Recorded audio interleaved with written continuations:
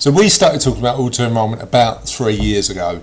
Mostly it was to empty rooms at that time, but there was some genuine traction in medium-sized employers trying to prepare for the change of regulation. However, we never ever dreamed that we'd get involved at that stage. We actually thought that we'd be primarily servicing the micro and SME market.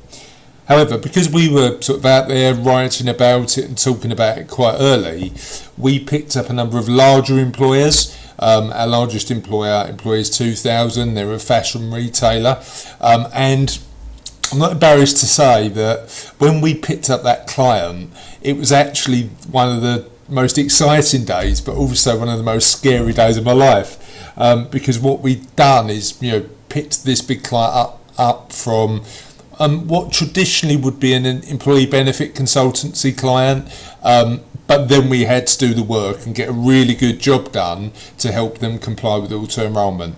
And for an organisation that size, it came with a bunch of different challenges. So we continue to do that, and what you tend to find is financial directors in particular sectors know other financial directors, and we just carried on doing work in that area.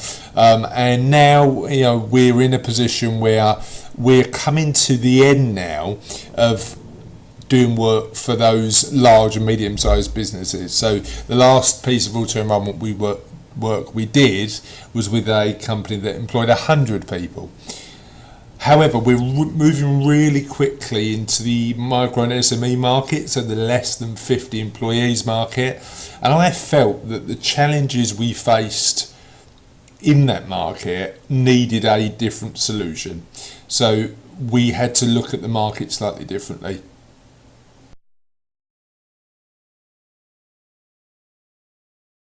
Right, okay, so my 3 biggest challenges. I think the first preconception that I had when I went in and started working with these clients is auto-enrolment is about pensions.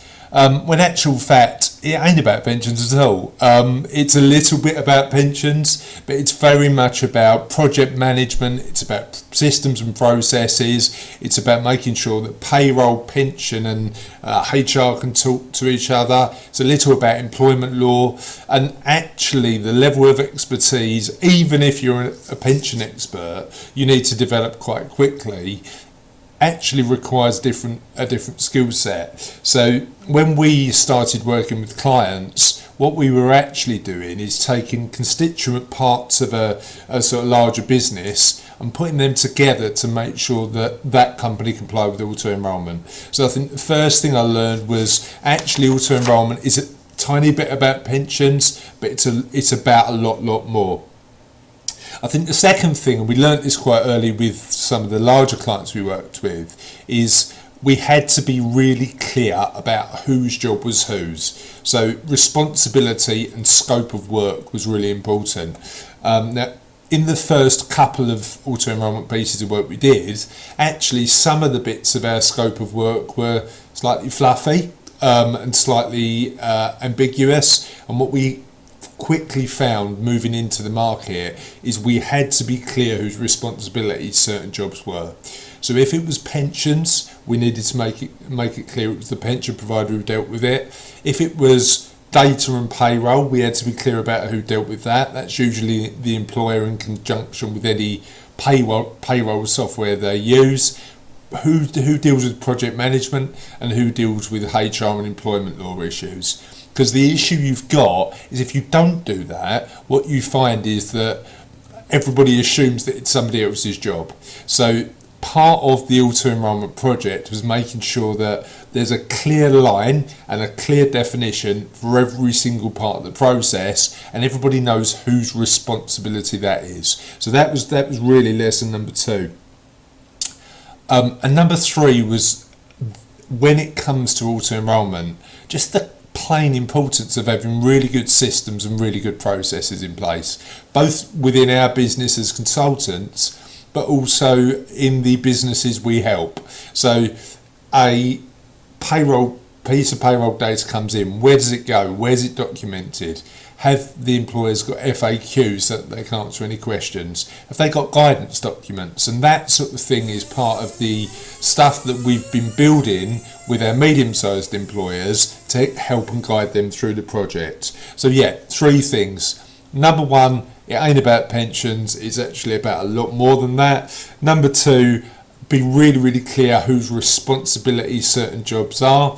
And number 3, just make sure the systems and processes, both the employers you work with and yourself, are really, really clear, plain and transparent.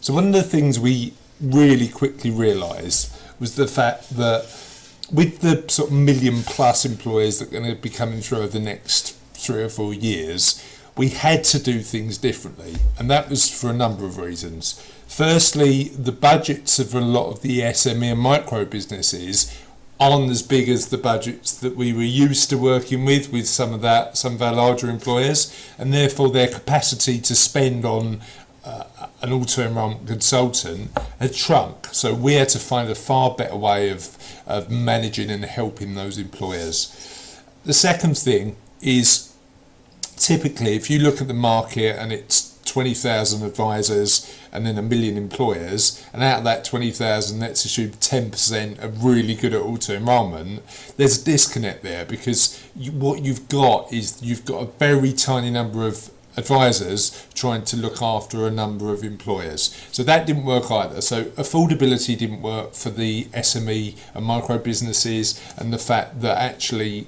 there's an advisor capacity crunch that's coming down the road.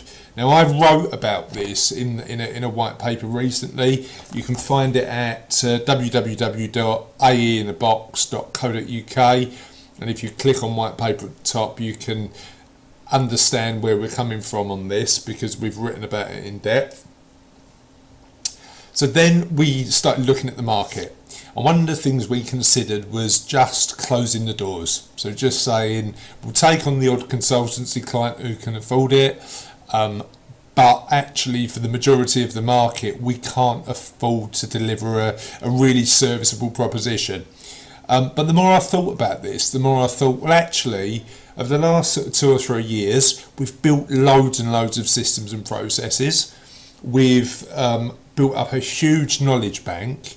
If we could systemize and automate that knowledge bank and those systems and processes, and actually help SME and micro employers build a project for their business, but instead of involving a human going out and helping them with that, we built it on an online platform. We could actually deliver auto-enrolment, simplified auto-enrolment guidance, and empower employers to do it themselves for a low cost and scalable. So we took the human out of it, we took me out of it, and me and my team out of it, but we said, let's deliver a solution that we can empower the market with and make sure that employers can actually do it themselves. So it's been sort of 6 to 8 months in the making. It's called AE in a Box, and you can find out more about it, as I said, at www.aeinabox.co.uk. And we believe that it's going to help, and we don't know how much yet, but we believe it's going to help SME and micro businesses comply and empower them to do the job. So that's a little bit about AE in a Box. That's our approach to the market, taking a consultancy approach and turning it into a commodity, and that's the way we're going to try and approach it in the future. Broadly speaking, there's 3 main elements of auto-enrolment. There's the pension, there's the regulation, and within that I include things like employment law and contracts, and then there's technology, and I include payroll, processing and data in there. So they're the 3 really, really broad elements. And normally what you'd have is an employer sitting in the middle of those 3 broad elements and doing one of 2 things for the bigger businesses. They'd either deal with it themselves or get their professional accountant or financial planner or auto-enrolment specialist in to help them. So the SME and micro businesses have that challenge, but without the budgets. So what we box, what AE in a box does is sit as a virtual accountant and auto enrollment specialist to help the employer and empower the employer to do the job. Now that works for the employer because they've got a project management tool that allows them to do that. It works for the accountant because they've got a happy client without spending the most valuable commodity they've got, which is loads of time. And it works for the financial planner or auto enrollment specialist for the same reason. So it's an automated systemized version which actually empowers the professionals and the employers to do the job really well. At its core, AE in a Box is a project management tool. So it's task driven, it's task led, and it makes sure that the employers can comply. But it's got a bit more than that.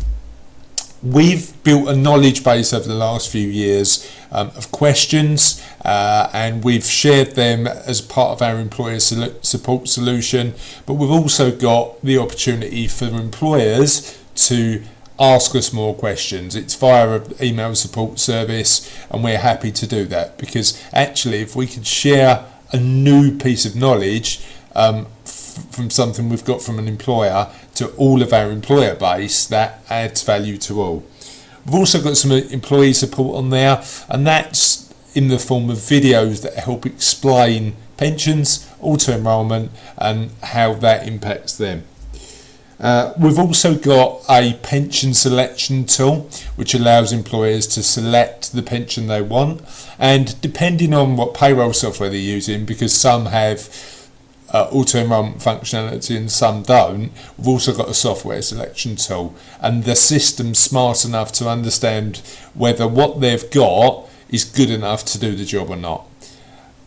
The other thing that is always missed with auto enrolment, I find, is people say, well look, I'll get over my staging date and that's when my obligation ends.